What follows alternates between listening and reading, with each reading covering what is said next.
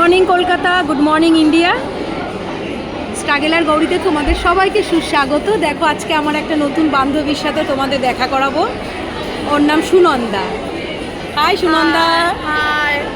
আমরা লেকমলে আছি, একটু খাওয়া দাওয়া হয়ে গেছে, এখন একটু বসে গল্প করছি, মজার একটু আড্ডা মারছি, সাথে একটু অফিসের কাজবাজ সারছি, সব হয়ে যাচ্ছে একসাথে। সুনন্দা তুমি কিছু বলো।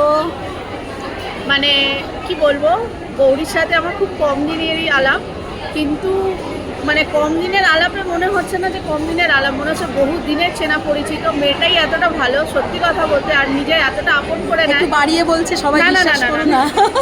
একদমই না। ও এতটা আপন করে নেয়, মানে কম দিনে আমাদের এত ভালো বন্ধুত্ব হয়ে গেছে, মানে এখন মনে হয় যেন সব কথাই ওর সাথে শেয়ার করা যায়। আমারও খুব ভালো বান্ধবীও এখন হয় না, অত সময় লাগে না না মনের মিল করতে। মনের মিলটা খুব তাড়াতাড়ি হয়ে যায় আমার। একদমই তাই।